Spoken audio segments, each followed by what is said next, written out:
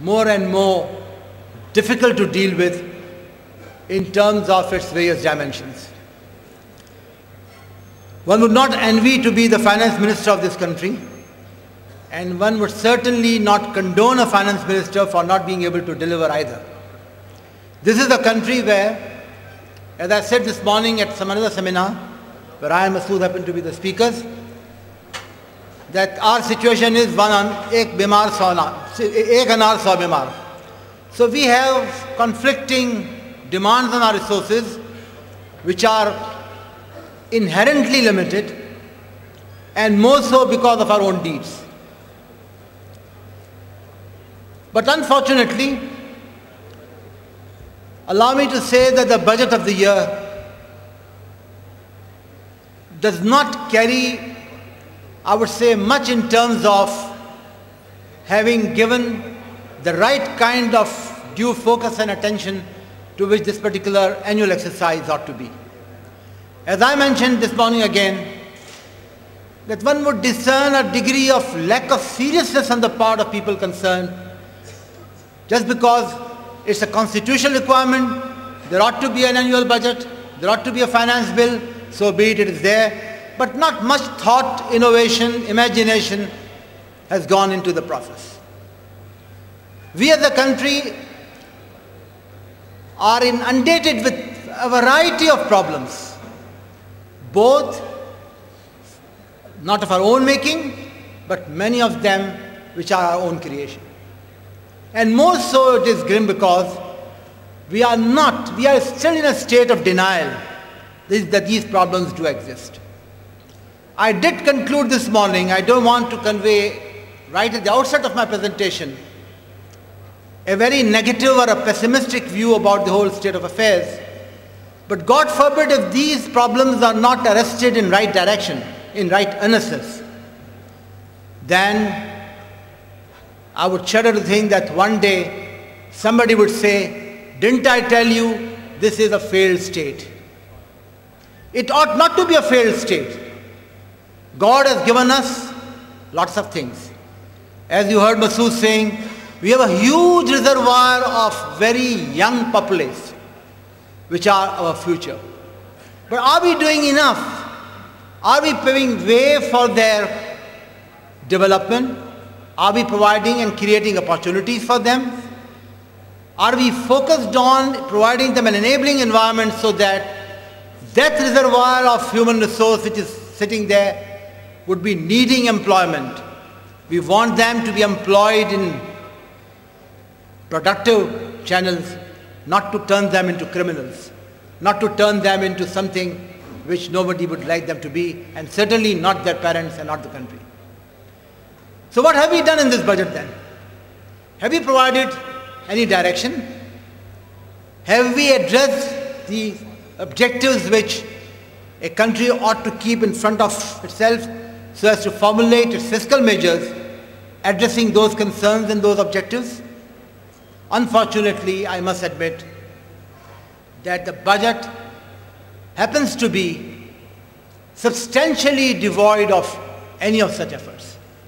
And whatever little it is there, unfortunately, is done in such a fashion that one is constrained to think, has the right kind of professional input gone into this? And as I go further, I will dilate this point into a little greater detail to demonstrate what kind of provisions are contained in the finance bill with regard to direct taxation. Obviously, I'm not going to touch on all the aspects. I'll just pick on a few because of the paucity of time. It's about what? 6:40. Okay. Now let me take the first provision, which is regarding tax credit for investment in shares and life insurance. Certainly this is not a new provision. This was there on the statute book for some time, rather for many years. The only addition that has been made is with regard to investment in the life insurance policies. This was there long back when we started learning income tax under the 1922 Act. This was contained in a provision then called Section 15F, and there was a tax credit for investment in shares and life insurance. But for many years, life insurance has been off the statute, and again this has been brought in. This is only available to resident individuals, as you know. They qualify for this. The major change in this, apart from life insurance insertion, is that the maximum ceiling of allowability has been raised. It is the actual investment as an original allotee of shares in an IPO or the purchase of shares in the process of privatization, and it is capped. Presently the limit was 10% with a monetary threshold of 300,000.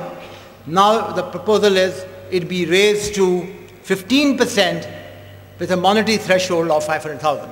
All fine, very well, no problem with the provision. And obviously it will apply to investment which is made henceforth.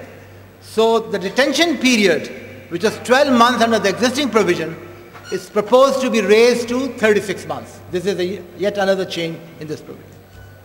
As I said this morning, and I repeat again here, no problem with the provision. It all looks very fine on the finance bill. The question that we need to ask ourselves as professionals is, to what extent this particular provision would be found useful to translate into a benefit for the taxpayer, a benefit for the exchequer, and for the benefit for the economy as a whole. How many IPOs did we have in the last 3-4 years? Could we just, probably if I start counting on one hand, probably I will stop at 3 or 4 maximum if I'm just going by memory and my memory serves me well. So this is the provision, all right, but then in essence, in its practical implementation, its utility is highly circumscribed. And therefore, I say that what we need to do is, we need to see whether we have provided enough room, enough enablement for the new IPOs to come in, and are we doing anything to encourage that? Admittedly, there are a variety of external factors like security and law and order, war and terror, and so on and so forth, natural calamities included, and which has obviously provided a damper as far as investment is concerned. But there are many things that the government of the day needs to do to promote investment, promote industrialization, so that this kind of a provision, which I call finance bill ki zeenat hai sirf. It looks all very fine, very good on paper. It's a nice provision. But in its practical implementation and its practical utility, there would not be much difference. A new provision is sought to be introduced by way of 65D. I think if there were to be a joke in the finance bill, this 65D could rightly qualify as that. It says that a tax credit will be allowed for investment in 2 things.